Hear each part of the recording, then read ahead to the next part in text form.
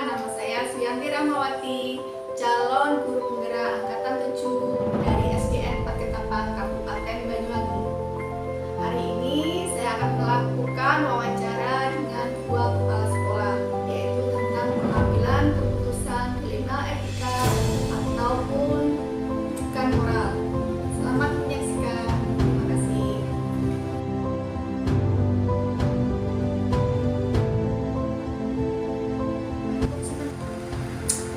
Assalamualaikum Pak Usdi. Waalaikumsalam warahmatullahi wabarakatuh. Bagaimana kabarnya hari ini? Alhamdulillah baik. Oke, mohon maaf hari ini saya mengganggu jenengan. Saya ingin bertanya tentang pengalaman jenengan selama menjadi kepala sekolah. Ya baik. Baik, itu ada masalah. Nah, bagaimana jenengan dapat mengidentifikasi kasus-kasus yang merupakan dilema etika atau rujukan moral? Ya tentunya kasus itu kita identifikasi ya. Kemudian masuk yang etika dan itu menyelesaikannya ya kita bekerjasama dengan guru yang lain. Ya Jadi intinya untuk kalau ada masalah kita bekerjasama dengan teman-teman di luar. betul. Terus misalkan bagaimana jenengan dalam mengambil keputusan di sekolah itu langkah-langkah untuk mengatasi kasus tersebut itu bagaimana? Jadi memang ada sebuah kasus ya, mungkin kasus itu mengikuti metode yang sama. Yang saya lakukan adalah yang pertama melibatkan semua dewan guru, kita melakukan sehingga kita dapat bisa menampung aspirasi bapak ibu guru, hingga solusi yang terbaik itu yang kita akan jalankan. Jadi kalau misalnya ada masalah, jadi kita bukan sama teman-teman, terus mencari solusinya gimana, manfaatnya yang paling banyak itu Pak ya. Kemudian Pak, hal-hal apa saja yang selama ini panjenengan anggap efektif dalam pengambilan keputusan tersebut? Yang pertama ya sesegera mungkin keputusan itu harus diselesaikan. Masalah ya harus cepat diambil solusi sehingga masalah itu tidak baru. Kemudian kita bisa juga menilai mana dari dua kepentingan itu yang terbaik. Ya. Kemudian kita lakukan dengan peraturan-peraturan yang ada di sekolah sehingga keputusannya ya, langkah-langkahnya bisa diambil untuk kemudian jalan yang terbaik yang memiliki risiko yang paling rendah. Jadi intinya apa itu saling kalau ada masalah cepat ditanggapi. Ya betul, kita ya. Kemudian dalam misalkan masalah tersebut itu apakah nanti penyelesaiannya itu ada di jadwal, maksudnya dijadwalkan gitu nggak bisa hari Senin apa langsung kalau ada masalah itu langsung ya itu langsung diselesaikan itu atau gimana? Karena permasalahan ini kan nggak terjadwal. Hanya ada masalah kan nggak mungkin bisa dijadwal karena saya tidak menimbulkan efek. Misalkan kalau ada kasus yang berat itu berarti kan nggak bisa langsung. Kalau kasus berat otomatis ya kita bisa melibatkan dengan guru, kemudian melibatkan wali murid, yang katakanlah yang bersangkutan.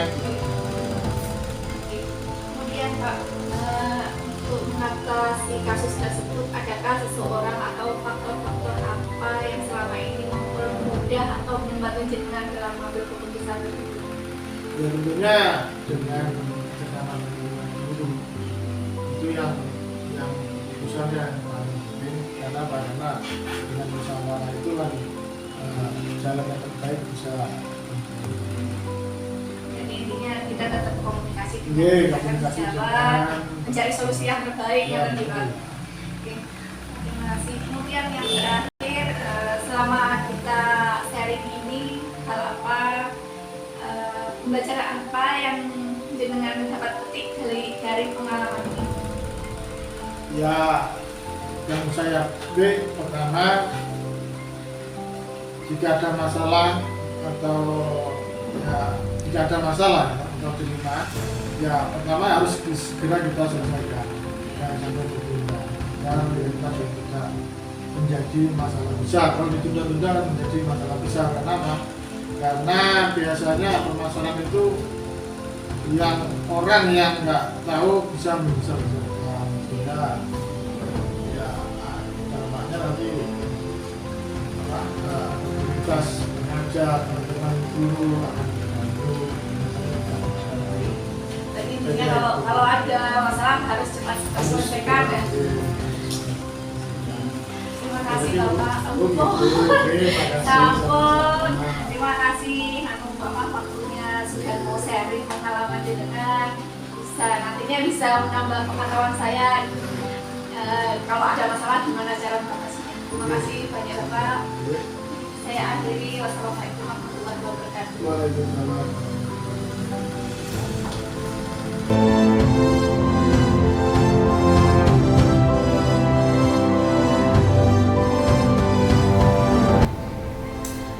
Assalamualaikum Bapak. Waalaikumsalam. Terima kasih untuk hari ini sudah memberi kesempatan kepada saya bisa sharing bertukar pendapat kali dengan Rikon kabarnya Alhamdulillah sehat. Pak. Pagi ini saya ingin pendapat kali jenengan tentang selama pengalaman jenengan menjadi kepala sekolah.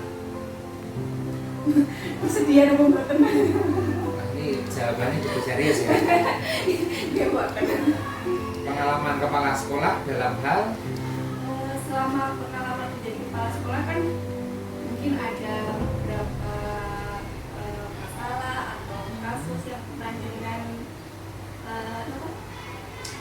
hadapi ya Bapak. Kira-kira itu kan mungkin ada yang masuk terima kasus sama rujukan moral gitu Pak. Nah, jenengan bisa sharing gitu ya. Bagaimana dengan memitigasi kasus-kasus yang merupakan nilai etika dan rujukan moral. terima kasih Bu Yanti ya. Datang pagi-pagi wis ngobrol pertanyaan ya dari saya jawab ya. Oke. Tadi Bu Yanti menanyakan pengalaman ya, sehingga saya juga ngomong apa yang sudah saya alami. Ya memang di sekolah ini karena kita melibatkan sekian banyak murid, banyak teman-teman guru, kasus dan masalah itu pasti ada. Ya walaupun ya alhamdulillah kasus-kasus itu tidak sampai menjurus ke hal-hal yang sangat serius, artinya yang menimbulkan masalah yang sangat berdampak kepada anak-anak. Ya. Jadi memang permasalahan itu pasti ada. Gimana cara mengidentifikasi apakah itu dilema etika atau bujukan moral ya. Ya memang dalam kegiatan di sekolah ya, seorang kepala sekolah dan teman-teman guru itu harus menjalin komunikasi yang baik sehingga kalau muncul kasus masalah apapun bisa segera terselesaikan. Kembali ke pertanyaan tadi, apakah itu dilema etika atau gimana identifikasinya? Ya dari permasalahan yang muncul kita analisa permasalahan itu sebabnya apa. Misalnya permasalahan di kelas. Nah, misalnya di kelas guru punya masalah dua hal yang sama-sama penting dan hal itu harus dilakukan.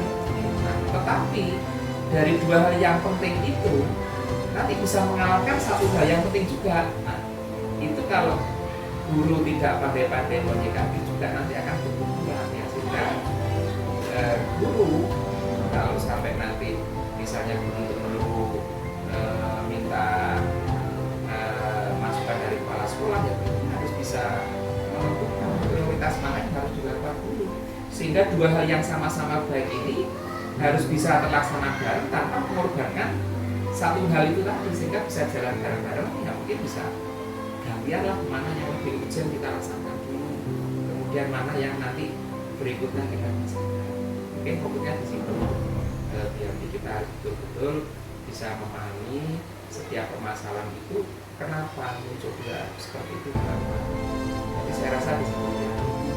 Mencari manfaatnya yang lebih banyak itu ya. Iya, manfaat mana yang lebih banyak dan yang lebih penting. Nah, itu yang harus didudukkan. Terus kita untuk juga itu kita itu bagaimana dengan menjalankan atau mengambil keputusan atau langkah-langkahnya itu Iya. seperti apa? Ketika muncul kasus ya, alhamdulillah di sekolah sini selama saya menjadi kepala sekolah ya, kasus itu lebih banyak ke siswa. Alhamdulillah guru-guru ya ada sih, pasti ada, tapi kasus itu sangat kecil sekali, sangat ringan, dan kasus itu tidak berdampak pada kinerja guru di sekolah. Nah, yang lebih banyak itu malah ke siswa, sehingga yang saya sampaikan ini pada konteks adalah permasalahan yang dihadapi anak, kasus anak. Nah, langkah-langkahnya begini. Setiap ada kasus di kelas yang melibatkan anak, guru sebagai orang tua di sekolah harus betul-betul bisa memahami kenapa kok bisa muncul masalah. Setiap masalah yang ada di sekolah pasti ada rentetannya dengan keluarganya, dengan orang tua, dengan lingkungan sosialnya, pasti. Sehingga guru harus bisa memahami, bisa menggali informasi dari anak-anak tersebut yang terkena kasus, kenapa bisa seperti ini, sehingga pendekatan secara individu, secara naluri seorang orang tua ke anak itu yang lebih dikedepankan. Bagaimana kondisinya orang tuanya, guru juga perlu menjalin komunikasi yang baik dengan orang tua, sehingga kasus permasalahan yang muncul itu bisa teruraikan, bisa diuraikan, guru bisa memahami kenapa bisa muncul kasus seperti ini, sehingga tindak lanjut yang akan diambil oleh guru, keputusan apapun itu bisa menyelesaikan masalah, dan itu juga merupakan yang terbaik bagi anak, terbaik bagi sekolah dan juga orang tua. Jadi fokusnya adalah pendekatan secara individu kepada anak. Yang kedua, komunikasi dengan orang tua. Terus guru harus mempunyai data betul-betul yang tahu anak ini kenapa kok bisa seperti itu. Nah, itu berarti. Dan yang terpenting Kolaborasi ya Pak? iya, kolaborasi antara guru Sama sama orang tua itu yang terpenting. Kalau itu kasusnya di kelas. Terus yang terpenting lagi, setiap kasus yang muncul, guru jangan serta-merta menganggap anak ini seperti yang melakukan tindakan kriminal di lingkungan sosial. Anak senakal apapun di kelas, itu sebenarnya dia itu sebenarnya korban dari perilaku dia di rumah, korban perilaku dia di lingkungan sosial dia bergaul, bahkan juga bisa korban dari lingkungan di sekolah. Jadi kasus yang muncul pada anak itu karena anak itu dari korban pasti banyak. Jika jangan sampai dibully, betul, jangan sampai anak tersebut dibully dan sebagainya, justru harus diberikan semangat, diberikan turunan bahwa anak ini jangan sampai minder, malah dia harus lebih percaya diri lagi. Ya, mungkin itu yang ini. Ya Pak, bagaimana jika memberi aku istilahnya buat selanjutnya Pak, hal-hal apa saja yang dianggap efektif dalam pengambilan keputusan pada kasus dilema? Iya. Hal yang efektif dalam pengambilan keputusan dilema etika. Tapi dia sudah menyampaikan kolaborasi tadi. Kalau kasus itu kasus di kelas ya tentunya seorang guru ya harus berkomunikasi dengan kepala sekolah, bahkan juga harus sharing dengan teman-teman guru yang lain. Jadi kolaborasinya adalah melibatkan komponen yang ada di sekolah, kepala sekolah, kemudian teman-teman guru yang lain. Karena di sekolah tentunya kebijakan di sekolah itu kan kepala sekolah juga ada terlibat di dalamnya, guru juga, sehingga ya itu tadi kolaborasi tadi. Dan yang terpenting tetap pada wali murid juga, wali murid harus juga di adanya komunikasi, wali murid juga tahu kegiatan-kegiatan yang ada di sekolah sehingga tidak ada benturan. Jadi hal yang terpenting itu menurut saya kolaborasi. Iya, kembali ke awal lagi kolaborasi. Dan dalam pengambilan itu apakah ada waktu yang harus ditentukan dengan jadwalnya apa langsung spontan Ya. dalam kasus itu? Kalau jadwal ya enggak, masa baru dibuat jadwal gitu kan? Karena kasus itu munculnya kan situasional. Kasus tidak bisa dijadwal. Bahkan berharap kasus itu tidak akan jangan sampai muncul. Kalau memang itu ada kasus, ya melihat kasusnya lah. Kalau kasusnya itu sederhana, kasusnya itu ringan-ringan saja, ya seketika itu juga ya harus segera diputuskan tanpa menunggu besok dan sebagainya. Kalau memang masalahnya sederhana dan jelas permasalahannya seperti apa. Tapi kalau agak rumit, misalnya perilaku penyimpangan anak di sekolah yang sudah menjurus ke hal negatif, nah itu harus hati-hati betul. Harus menjalin komunikasi yang baik dengan orang tua, bahkan untuk waktu beberapa hari untuk bisa memutuskan bagaimana tindak lanjutnya, karena harus pula pendekatan ke wali murid, karena wali murid itu kadang juga ada yang tidak rela kalau anak itu berperilaku kurang baik di sekolah, guru yang menyampaikan karena tidak percaya. Iya, anak sih juga begitu, kok anak sih baik-baik saja. Baik-baik saja setelah orang tua ketika di sekolah kan tidak seringkali seperti ini. Jadi komunikasi tadi antara pihak sekolah dengan murid, putranya jenengan seperti ini, dan akhirnya nanti bisa keputusan yang diambil itu bisa terbaik untuk semua. Kemudian untuk adakah seseorang atau guru, rekan guru atau faktor-faktor apa saja yang selama ini mempermudah dengan dalam membantu pengambilan keputusan? Faktor-faktor yang mempermudah, kalau itu kasus di sekolah, ya kasus siswa, ya kembali ke teman-teman guru. Kalau kasus itu melibatkan guru, seorang kepala sekolah, ya tentunya kepala sekolah itu bukan satu-satunya orang yang istimewa, ya. Sehingga pengambilan keputusan di kepala sekolah juga perlu melibatkan teman-teman guru. Kita sharing bareng, musyawarah bareng. Ada kasus seperti ini gimana solusinya, walaupun pada titik akhirnya nanti kepala sekolah yang memutuskan, tapi alangkah lebih baik bahwa kepala sekolah juga mendengarkan dari teman-teman guru yang lain.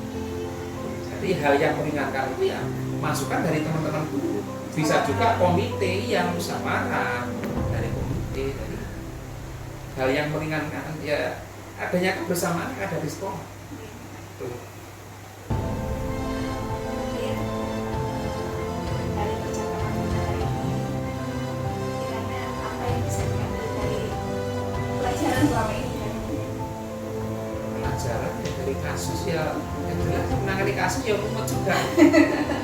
Tapi dari hal itu ya kita kan ya bisa belajar sosialisasi dengan teman-teman yang ada di sekolah. Kita bisa saling bekerja sama memutuskan suatu masalah dalam menentukan tindak lanjut dari permasalahan. Terus kemudian juga kita bisa kolaborasi bareng-bareng. Terus kemudian kita juga bisa memberdayakan semua komponen yang ada di sekolah ini. Kita bisa saling bergandeng tangan untuk menyelesaikan semua permasalahan yang muncul. Ya mungkin ya itulah hikmahnya kita ada masalah itu, sehingga kita bisa lebih rasa kebersamaan itu lebih kuat lagi. Keluarganya viral. Iya. Pak, terima kasih sekali sharingnya, pengalaman dengan memberi tambahan ilmu buat saya, bisa membuat saya kedepannya juga kalau ada kasus kayak gini nanti gimana penyelesaiannya. Terima kasih banyak Pak. Ya sama-sama. Semoga yang saya sampaikan itu ada ya sedikit membantu dalam menyelesaikan tugas izin-izin. Amin, terima kasih Bapak. Karena setiap kasus itu setiap orang yang menangani pasti beda-beda. Itu menurut saya seperti itu. Ya terima kasih. Terima kasih waktunya Bapak. Ya sama-sama. Saya akhiri. Wassalamualaikum warahmatullahi wabarakatuh. Waalaikumsalam.